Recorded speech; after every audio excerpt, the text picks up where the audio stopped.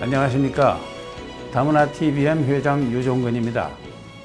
명사들에게 다문화 사회에 관해서 체험담과 고견을 듣는 특집 프로그램 다문화 인터뷰에서 오늘 모시는 손님은 국제진료센터 소장이시며 동시에 한국국제보건의료재단 이사장이신 인요한 박사님이십니다.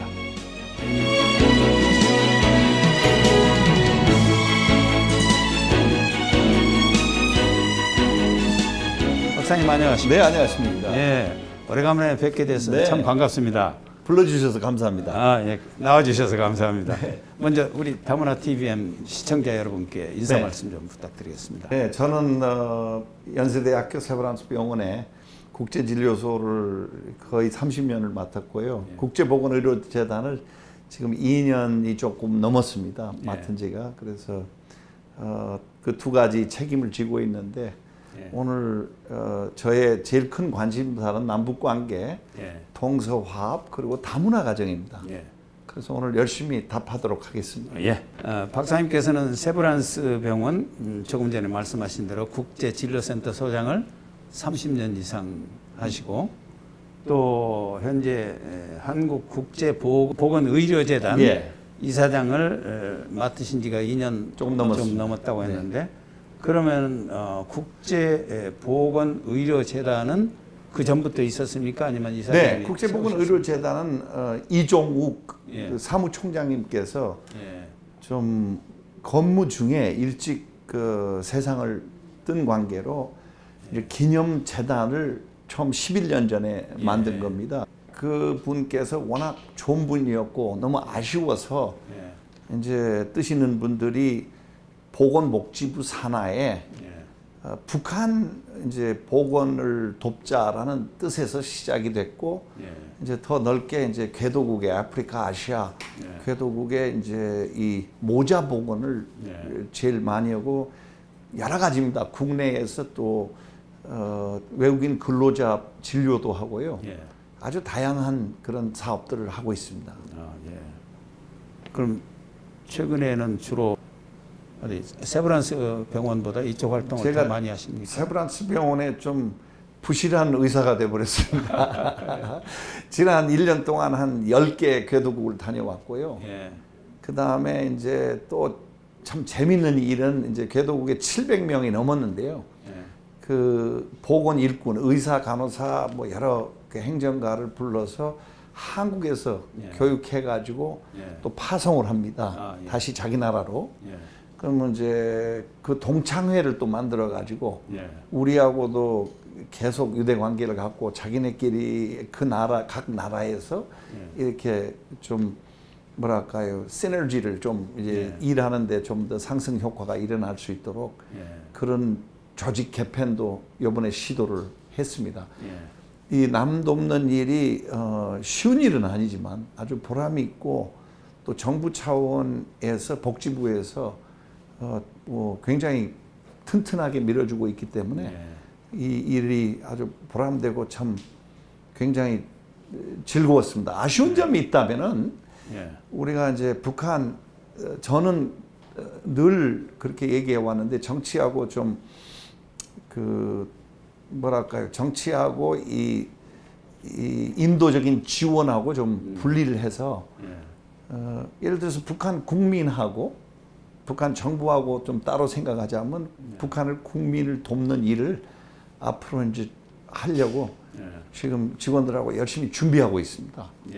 그래서 이제 보건, 특히 이제 보건 분야의 모자 보건이나 뭐 결핵이나 뭐 여러 가지 다양한 지금 북한하고 만나서 그런 일을 지금 다시 이제 재가동하려고 그런다. 과거에 좀 했는데. 과거에 많이 결핵 환자들도 돕고. 개인적으로 저도 했고 이 재단에서도 꽤 많이 했습니다. 일을. 근데 이제 지난 한 거의 10년 이제 좀 관계가 정치적으로 얼어붙어서 이제 그걸 좀 풀어나가고 이 좋은 그 협력, 그 우리가 뭐 일방적으로 무슨 준다기보다 뭐 북한 보건 일꾼들하고 우리가 한번 어깨를 같이 나누면서 같이 한반도의 결핵도 없애고 모자 보건에 있어 이제 아이 낳는 어머니 사망률도 내리고 가능하면 신생아 사망률도 좀 줄이고 여러 가지 생각이 있습니다. 네. 뭐 어떤 프로그램은 이제 북한을 돕는 것이 간접적으로 북한 정권을 돕는 것이다 해가지고 지난 10년 동안 좀 냉각기가 있었는데 그러나 북한 어린이들의 건강 문제, 북한 인구의 그 건강 문제를 우리가 인도적 차원에서 돌보는 건 통일 이후에 우리가 치러야 할 네. 비용을 줄인다는 의미에서도 꼭 필요한 일이 아닌가. 결국 통일 전에 전염병, 말라리아, 뭐 여러 가지 세균성 장염, 예. 또 이제 아마 제일 통일 후에 큰 비용은 결핵일 것 같은데요. 예. 지금 미리 이제 막말로 호미로 막아야 됩니다. 예. 그 일을 나중에 그거를 막지 않고 통일됐을 때 지금 100원 쓸 일을 그때 가서는 10,000원을 쓰고 굉장히 더 혼란을 통일 후에 가져오고 그래서 이 질병이라는 거는 공동의 어떤 과제지요. 예. 이걸 따로따로 뭐 정치적으로 서로 이념이 안 맞다, 사상이 안 맞다. 히포크라테스 선서에는 심지어 자기 적군도 치료하게 돼 있는데 저는 이 복원이 남북 관계에 좀 냉각기를 푸는데 우리 단체에서도 하겠지만 다양한 단체들이 하면은 도움이 되고 반드시 대화의 길이 열릴 거리라고 생각합니다. 우리나라도 적십자 활동에 적극 참여하고 있지만 네. 그 적십자 정신이 적과 아군을 구별하지 않고 그렇습니다. 치료하는 그런 나이팅게일 정신 아닙니까? 네. 그런데 지금 북한은 그래도 인구 이동을 통제하고 있는 사회라서 결핵을 상당히 심각한 문제이기는 하지만 만일에 통일된 후에 인구 이동이 자유롭게 돼버리면은 사전에 북한에 있는 결핵 환자들을 잘 치유하지 않았을 경우에 얼마나 큰 문제가 될지 뭐 상당히 심각하게 생각해 봐야 될 거 아닌가. 그렇습니다. 결핵이라는 게 이제 잘못 유전이나 무슨 그런 병으로 생각하는 사람이 있는데요. 결핵은 전염병입니다. 아주 전염성이 강하죠. 예, 그리고 이제 기침이나 재채기를 했을 때 둥둥 떠다니는 이 미세한 분자가 호흡기 통해서 몸에 들어오기 때문에 이거는 우리 회장님 말씀하신 대로 이게 이제 다 섞여 가지고 다 같이 이렇게 이제 통일됐을 때는 이제 그냥 어느 날 아마 통일이 되겠죠. 그 날이 온다면은 심각하게 우리 건강을 위협할 수 있고 65년도에 우리 결핵 통계가 인구의 5%였습니다. 활동성 결핵이. 우리 첫 통계가 1965년도인데 이제 북한의 여러 가지 식량 사정하고 이제 그 동북권 붕괴와 함께 또 자연 재해 1995, 7년 굉장히 그분들이 자연 재해를 3번, 2번은 수해, 95년하고 97년 수해, 96년은 가뭄 이런 것 때문에 이 가지고 있는 제도들이 굉장히 이 타격을 받았어요. 그래서 지금 저의 개인적인 생각은 북한도 보건성을 통해서 있는 제도 하에서 손을 잡고 같이 일을 한번 해보자 이런 제안을 그분들께 드리고 싶어요. 잘 되기를 기대해 봅니다. 감사합니다. 예. 박사님은 한국에서 태어나시고 한국에서 성장한 100% 한국인이신데 2006년에 책을 쓰셨어요. 네. 내 고향은 전라도, 내 영혼은 한국인. 네. 저도 아주 재밌게 읽었습니다. 근데 그 책에서 순천을 고향이라고 소개하시면서 박사님 우주의 중심이라고 그럼요. 예, 이렇게 말씀하셨는데 그 고향의 추억, 또 고향 자랑 같은 거. 우선 대원군께서 순천을 방문하고 글을 하나 남겼습니다. 지부려 순천. 지구상에 순천만한 데가 없다. 그래서 저는 우리 마지막 이시조선 왕의 아버지가 남긴 글을 그냥 좀 계승 발전해서 우주의 중심 순천이다. 아, 예. 근데 순천이라는 곳이 바다도 가깝고 예. 또 사람들이 순천 하늘의 뜻을 거슬리지 않고 사는 사람들의 고향이다. 예. 이런 의미도 있고 무엇보다도 전라도 온돌방 아래목에서 제가 컸어요. 예. 그래서 어른들한테 이제 추운 겨울날 뭐 회장님도 기억나시겠지만 예.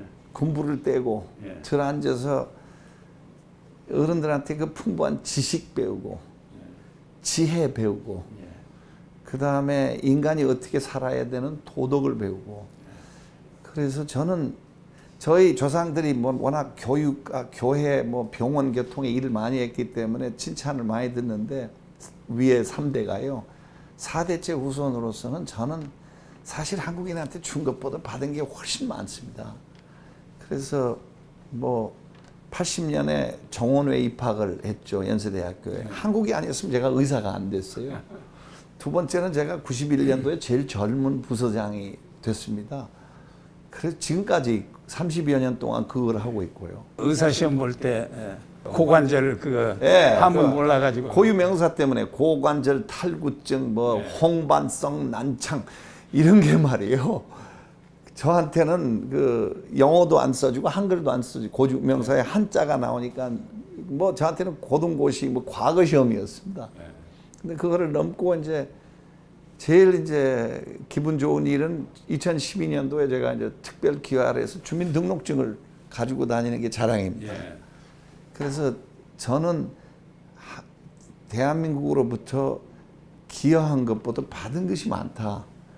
그래서 이제 대한민국은 살만한 나라가 됐으니까 북한에 우리 동포들 그렇습니다. 돕고 그렇습니다. 또 동남아시아 여러 네. 개도국에 이제는 받은 입장에서 그 후손이 대한민국이 1조 이상을 1년에 코이카, 우리 코피 예. 여러 NGO를 통해서 이제 지원하는 게 1조가 넘었다고 그래요. 제가 예. 듣기로는. 예. 그러면 그 이제는 대한민국이 그 궤도국의 모범적으로 그리고 대한민국 역사상 대한민국이 남을 침략한 적이 없어요. 5,000년 역사에 사실 그게 좀 서글펐어요. 나는 좀 세게 거북선도 뭐 12개가 아니라 120개, 1200개 만들었으면 좋겠다 이런 생각을 했는데 지금은 우리한테 남을 건들지 않는 게 큰 자산입니다. 예. 그리고 한국인이 가서 뭘 하면 뭐 이념적으로 좀 이상하게 들겠지만 저 식민지적인 근성이 없어요. 한국 사람은. 예. 그래서 궤도국에서 머리만 통하는 게 아니고 가슴이 통하고 우리끼리는 이제 좀 많이 다투는 것 같아요. 쓸데없이. 예. 근데 궤도국에 나가보면 그 융화를 잘해요. 예. 그래서 그냥 단순히 돕는 게 아니라 또 우리도 6.25라는 전쟁 치렀고 우리도 어려웠다. 우리가 그 과정을 지냈다. 너희들도 잘할 수 있다. 겸손히 우리를 따라라. 이런 뜻에서 한국이 그 기독교의 전도사가 있는데 이 빈곤과 이 여러 가지 한강의 기적의 전도사라고 내가 애칭으로 그렇게 부릅니다. 예. 그게 아주 적절하고 그리고 저는 이제 나가면은 궤도국에 나가면 이제 우선 제 얼굴이 이렇게 백인이니까 깜짝 놀래요. 그래서 이제 제가 거기서 100년, 120년 우리 집안이 살았다. 나도 한국 사람 됐다. 근데 이제 한 가지 강점은 제가 이렇게 생겼으니 한국 사람이 똑똑하다. 당신들 한국 사람한테 많이 배워라. 좀 한국인이 이제 얼굴 색깔이 오리지널인 분이 얘기하기가 힘든 얘기를 저는 그냥 막 합니다. 오바마 대통령이 한국 많이 칭찬해 주시듯이. 그러면요. 이 대단한 나라입니다. 우리의 문제점은 가끔 우리가 우리 자신을 과소평가해요. 그게 속상해요. 한국 대단한 곳이고 살기 좋은 곳입니다. 제가 다른 데서도 그런 얘기 했습니다. 개방하면은 우리가 뭐 선진국한테 당한다. 네. 그런 얘기 하는 분들한테 아니 한국 사람들이 얼마나 똑똑한데 왜 당하냐. 미국 가서 물건 사고 거스름돈 한번 계산해봐라. 한국 사람들이 얼마나 똑똑한지 알 그렇습니다. 거다. 예. 그렇습니다. 정확히 보신 겁니다. 미국 이민에서 1년이면 80% 이상의 새 차를 사고요. 예. 5년이면 80% 이상의 새 집을 삽니다. 그렇습니다. 어느 장벽을 넘고 한국 사람이 미국 죄송합니다. 인간 시장에서 예. 제일 난 민족입니다. 어느 장벽을 넘고 그렇게 하는 것 보면 성공들을 하는 것 보면 깜짝깜짝 미국 사람들이 놀래요. 그리고 과거 이제 북한이 어려워져서 식량난이 있다 이런 얘기를 들었을 때 미국 사람들은 못 믿어 했어요. 남북을 예. 생각하지 않고 예. 아니 21세기에 무슨 한국 사람이 뭐 어렵게 사냐. 그 사람들은 굉장히 잘 사는 사람들인데 못 믿어 했습니다. 예. 사람의 이 두뇌는 북한이나 남한이나 다 똑같거든요. 같은 네. 한국 사람들인데요. 그래서 핵무기도 만들고 그러면요. 그 사람들 똑똑합니다. 그 사람들. 제도가 문제죠. 네. 성장 과정에서 한국과 미국 양쪽 문화를 이제 접하시고 어떻게 보면 몸에 이렇게 체화를 하신 분인데 그럼에도 불구하고 이제 외모 때문에 이제 한국에서 덜어는 외국인 취급, 덜어가 아니라 자주 그런 경험이 있으셨을 텐데 그런 것들이 얼마나 힘드셨는지. 우선 전라도 사람한테 예. 뭐 대한민국도 대한민국이지만 전라남도 사람한테 이 기회를 비롯해서 감사하는 말을 드려야 돼요. 제 성장 과정에 한 번도 없었습니다. 저는 거울을 보고 크지를 않았습니다. 이제 광주 항쟁 이후에 이제 반미 감정이 있고 서울에서 이제 한국말을 못한 줄 알고 더러 이제 반미 감정의 반외국 감정의 표현은 들었지만 제 고향에서는 기억이 안 나요. 오히려 뭐 머리가 크다. 뭐 이게 참 회장님 좀 이상한 얘기지만 앞뒤 꽁치 3천리 왔다 갔다 6천리 돌아가면 9천리 머리가 크다. 뭐 그런 정도의 또 이제 외국인이니까 이제 좀 야유하는 그런 건 있었지만 한 번도 전라남도 사람들이 저를 뭐 외국인이라고 아주 불편하게 하고 항상 가난했지만 마음은 풍부했어요. 그 북쪽에 가면 가는 길은 험난해도 웃으면서 가자. 정말 옛날 전라도 분들이 가는 길이 사실 험난했어요. 근데 웃고 여유 있게 살았던 거. 어떤 때 보면 지금 우리가 잘 입고 잘 먹고 좋은 차 타고 뭐 대중교통도 끝내주죠. 근데 마음의 여유는 그때가 좀 더 있지 않았냐. 좀 그렇죠. 아쉬운 점들도 좀 있습니다. 책에서 보니까 대전에서 학교 다니실 때 네. 그 같이 하수 가시는 뭐 아니 뭐 하수인지 기숙사인지 기숙사, 예. 선배 예. 양복을 입고 나간 얘기가 있었는데 저도 비슷한 경험이 있거든요. 예. 예, 형하고 같이 하숙을 하고 있었는데 예. 우리 형님이 외출을 하려고 준비해 두셨던 모양이에요. 와이셔츠를 깨끗하게 세탁해서 아주 빳빳하게 달여서 딱 옷걸이에 걸어놨는데 그걸 입고 나갔어요.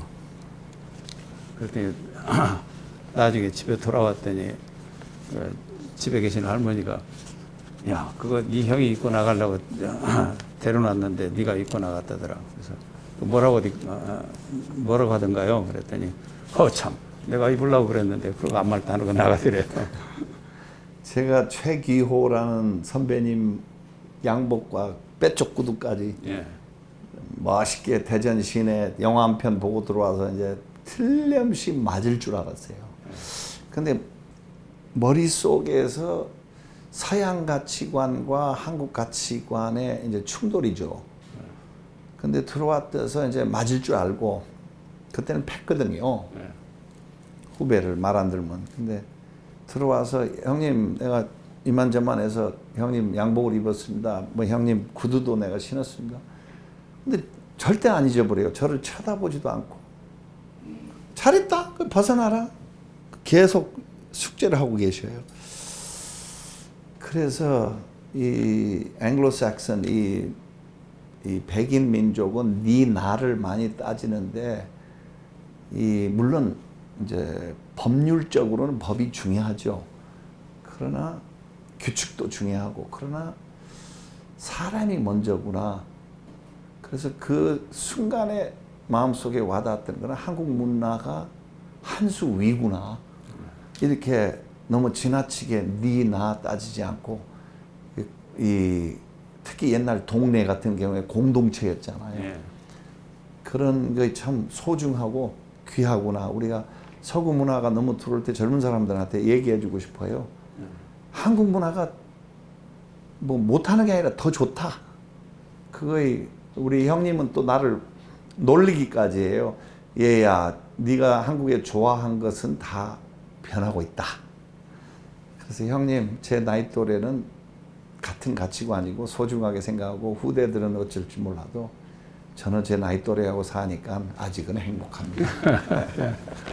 근데 그런 그 정의 문화 예. 그런 것들이 한국에 새로 정착하는 그 이주민들에게는 잘만 이렇게 일단 수용이 되고 나면은 큰 힘이 될 텐데 이제 처음 적응하는 과정이 문제겠죠. 한국이 희망이 무한히 있는 것이요. 지금은 이제 발전하고 이제 어느 정도 그 뭐랄까요, 굉장히 갈등들이 정치적으로 이념적으로 많지만 저는 통일이 이제 남남의 갈등도 있지만 남북 관계의 골이 워낙 깊기 때문에 통일이 되는 순간 또 해법은 어디서 찾고 있느냐? 도시에는 없습니다. 제가 한국에 가장 지금 희망적인 거는 그 외국 부인들이 30%라고 그래요. 지방에. 그래서 저는 그 좀 엉뚱한 얘기 같지만 다문화 포용이 통일 연습이라고 생각합니다. 맞습니다. 그래서 우리가 다문화 가정을 농촌이 앞섰어요. 농촌에서 삐그덕거리는 것도 있지만 비교적 잘하고 있어요. 근데 이제 우리 마음속에 남한에 사는 5천만 우리 대한민국이 북쪽에 많은 변화를 요구하지만 우리도 변해야 돼요.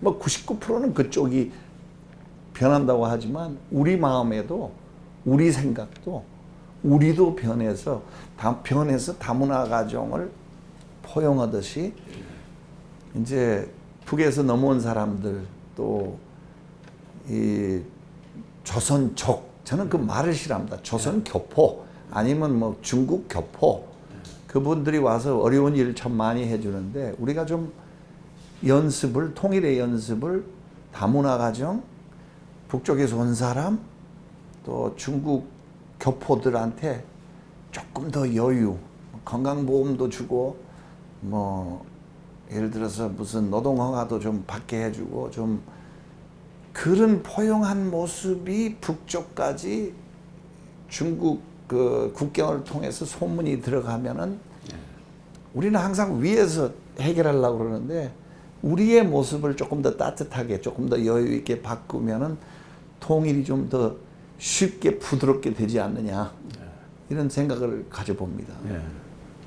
이제 농촌 지역에서 그 결혼해서 네. 이주해온 그 다문화 가정이 점점 비율이 높아지니까 결혼을 해서 이주해 오면은 일단 가족이 되지 않습니까? 네.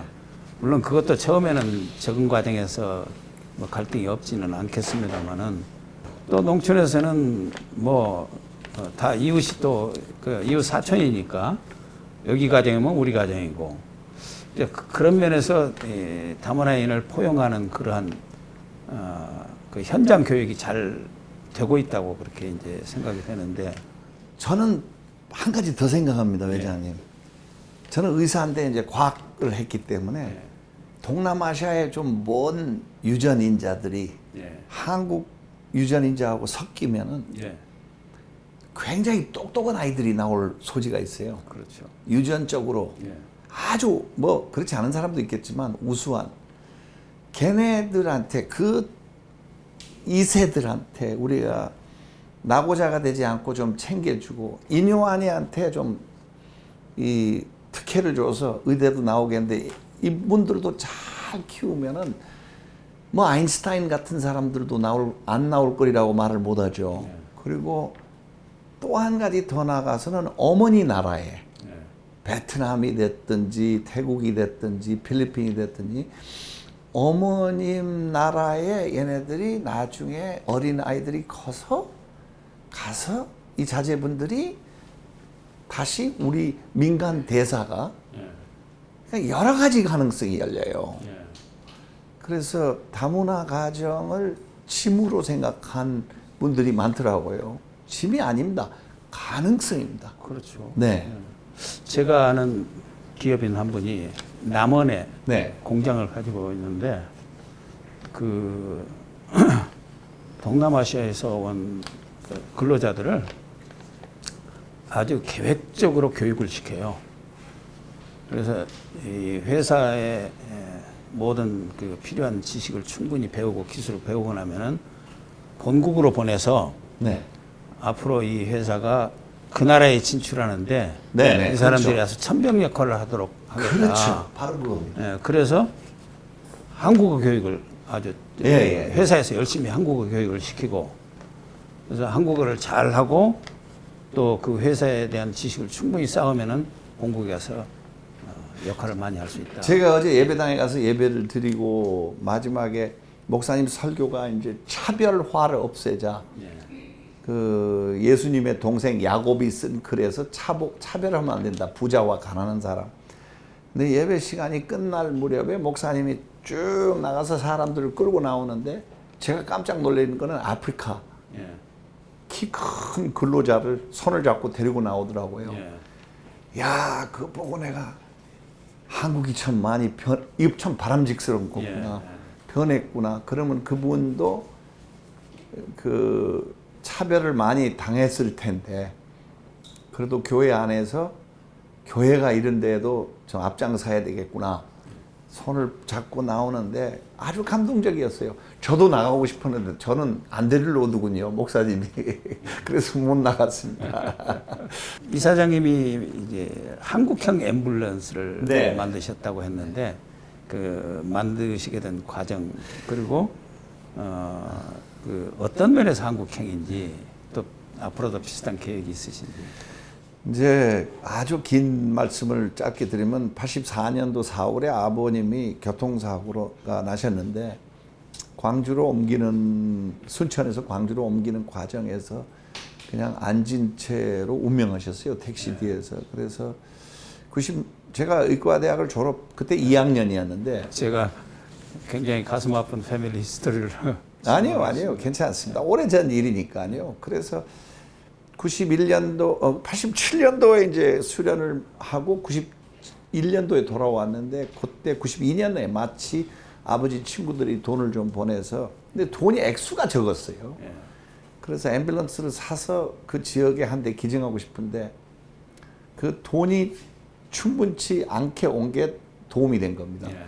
그래서 우리 뒷마당에서 앰뷸런스 만들고 나중에 이제 중소기업하고 더 좋은 거 만들어서 한 5,000대가 보급이 됐다고 그래요. 대한민국에. 근데 한국형 앰뷸런스는 등치는 조금 작은데 이제 공간을 활용을 잘해서 병원 전 처치할 수 있는 장비를 충분히 싣고 다니고 약물이나 장비 이런 개념이고요. 그것보다 이제 이동 응급실. 예. 그리고 이제 119를 이제 그 119를 감히 제가 무슨 119를 만든 사람이 아니고 119가 이제 막 태어나서 존재했는데 119하고 손을 잡아서 예.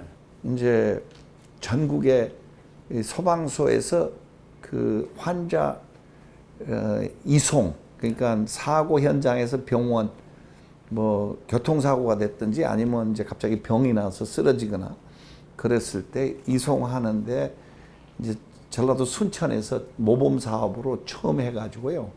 근데 이런 일들이 북한 결핵 퇴치한 것도 그렇고 앰뷸런스 사업도 그렇고 또 지금 제가 하고 있는 해외 환자 유치하는 것들이 제가 받은 선물들이 워낙 크기 때문에 그 저도 뭔가를 좀 뭐 후세를 위해서 뭔가를 기여를 하고 한국을 위해서 사랑하니까 좀 해야 되겠다. 그래서 저는 이거에 무슨 뭐 훌륭한 일이라고 하기보다 빚을 갚는 뭐 좀 후속 조치라고 그럴까요? 제가 사랑을 워낙 많이 받았기 때문에 조금이라도 제가 119 발전에 밑거름이 되고 또 북한 계획 퇴치하고 그 다음에 궁극적으로 한국 의사들이 손재주가 세계에서 최고예요.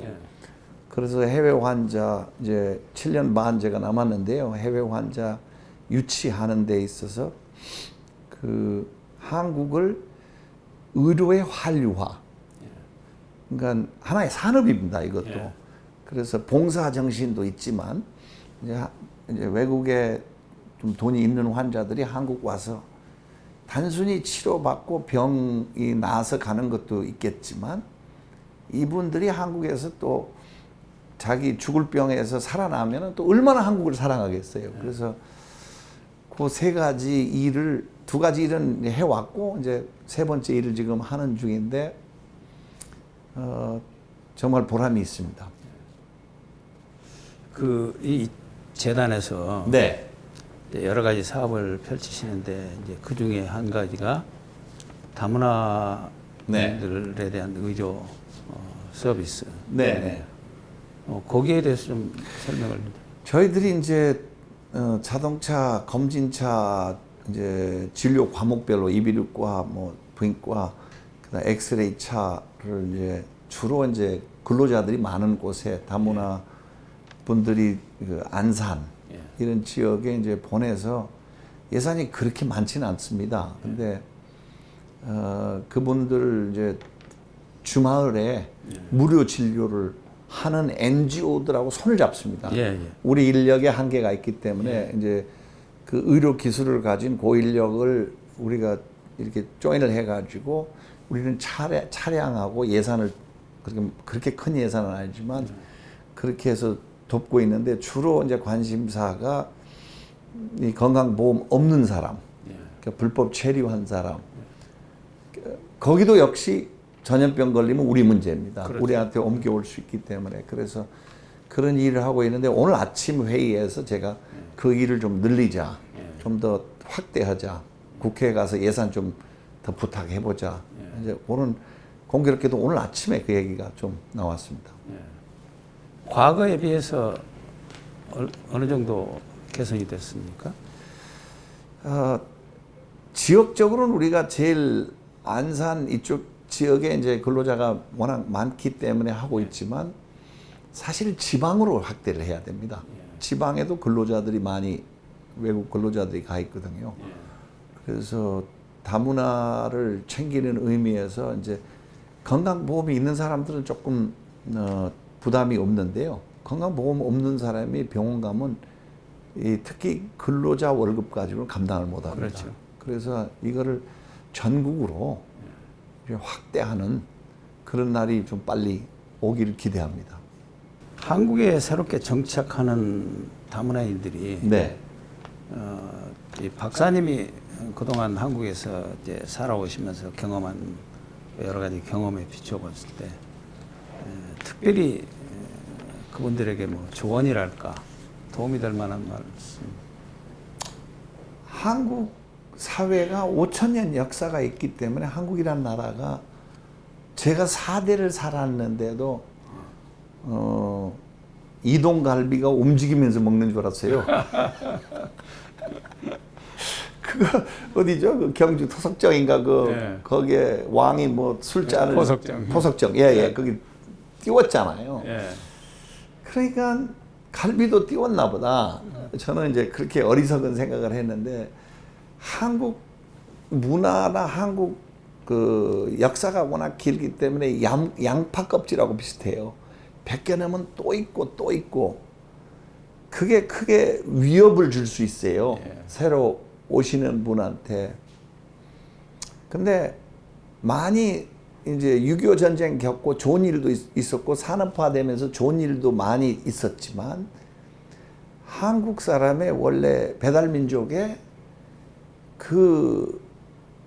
이 어울러 더불어 사는 것이 바탕에 깔려 있어요.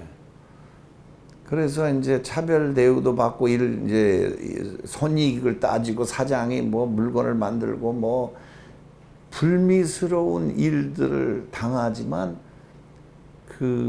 그것이 산업화된 가정의 한국 사람의 모습이지 원래 한국 사람의 모습이 아니라는 걸 오늘 꼭 강조를 하고 싶습니다. 절대 아닙니다.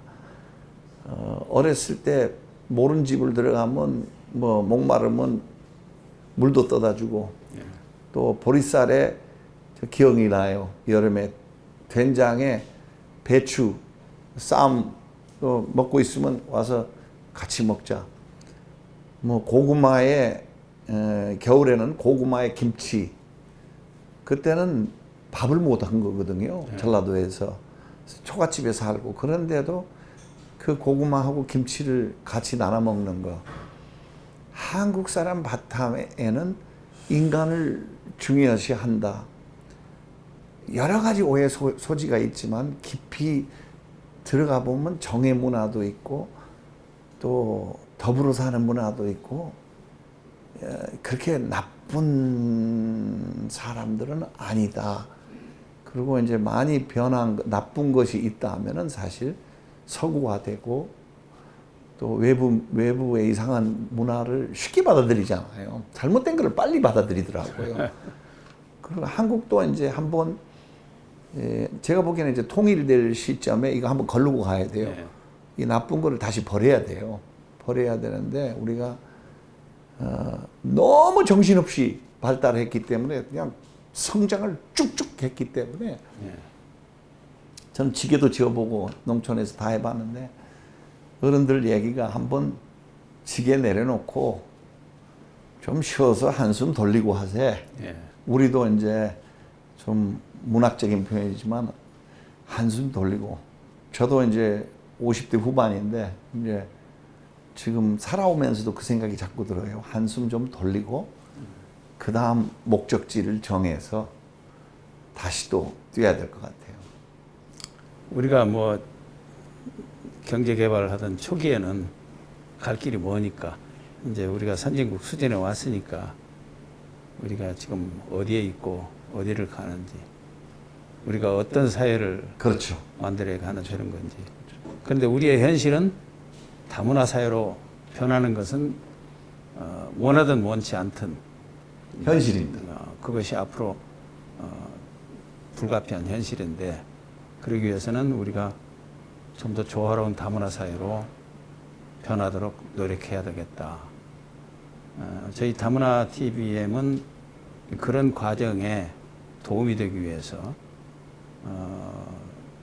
우리나라에 정착하는 그 이주민들을 섬기고 또 중요한 것은 내국인들이 어떻게 그 이주민들을 잘 포용할 수 있는가. 내국인들의 그 태도도 중요한데 그들을 마음을 좀 더 열어드리기 위해서 섬기는 채널인데 교육이 상당히 중요한 것 같아요. 저도 미국에서 24년을 살았는데 그 북쪽에 있는 캐나다는 오래전부터 다문화 정책을 적극적으로 폈기 때문에 아직 갈등이 이제 별로 없고 근데 미국에서는 우리는 멜팅 파트다. 다 와서 스스로 녹아들어라. 그렇죠. 그런 좀 그 방관이랄까요? 그 미국서 말하는 비나인딩 그런 정책이었는데 제가 보기에는 교육이 상당히 중요하다. 그렇게 생각합니다. 제가 이제 인수위 과정에서 다문화 남북 관계 다문화 과정 동서 화합을 맡았는데 이제 다문화 과정에 있어서 그거를 주장을 했습니다. 그 백서까지 들어갔는데요.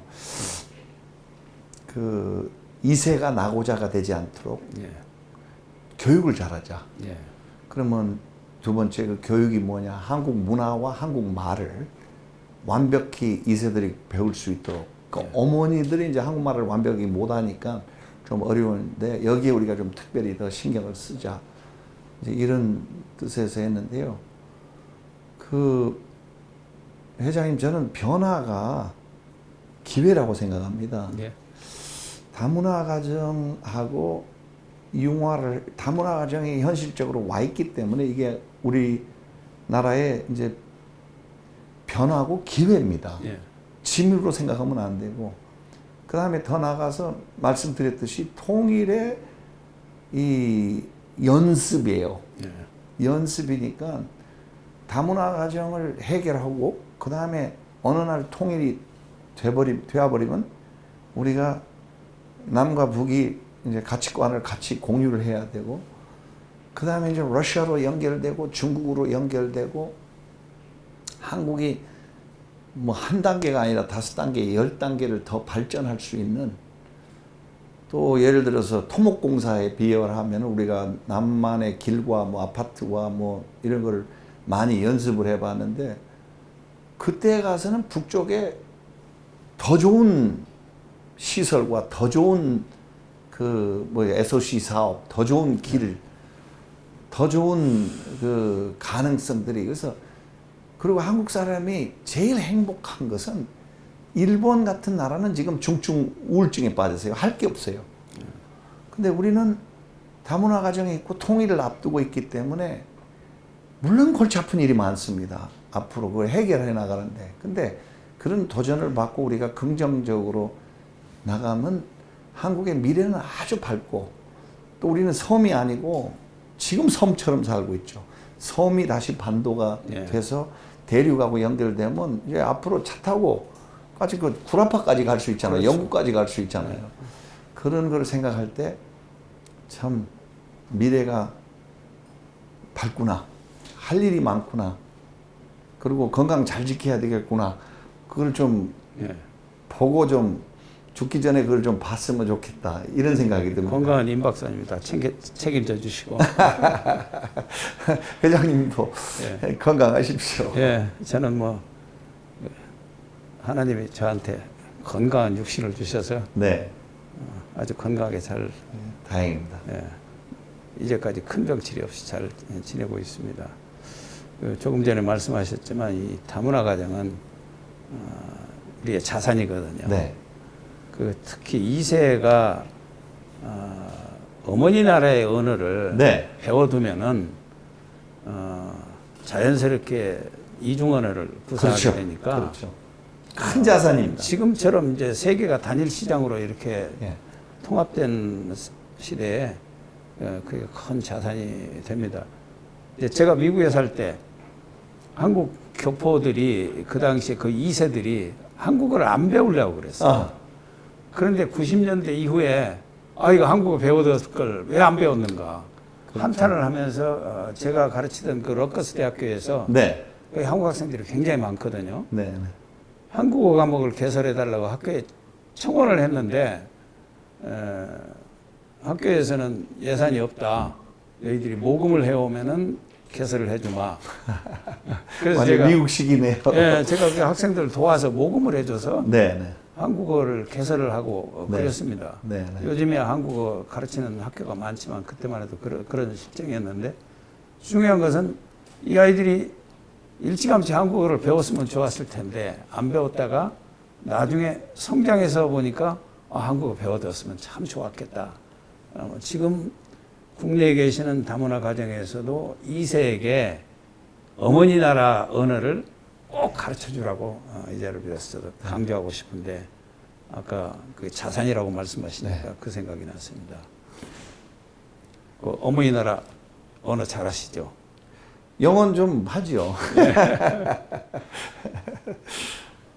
확실히 이게 언어를 어렸을 때 배우면은 2개, 3개 언어를 해도 전혀 혼란스럽지 않고 자연스럽게 언어를 이쪽 언어에서 저쪽 언어로 이렇게 네. 스위치가 되죠. 꿈은 뭘로 꾸느냐? 예. 꿈속에서 통역도 합니다. 그러세요? 예. 그래서 좀 자유스러운데 이제 그런 제가 영어가 더 편하고요. 어렸을 때 이제 배웠기 때문에. 그러나 이제 대학에서 강의를 거의 30년 해왔기 때문에 이 말, 또 한국말이 이 형용사가 참 풍부하잖아요. 예. 그래서 이제 강의는 한국말이 더 편하게 됐습니다. 오늘 이렇게 장시간 고견을 들려주셔서 대단히 감사합니다. 끝으로 우리 다문화 TV 시청자들에게 세상은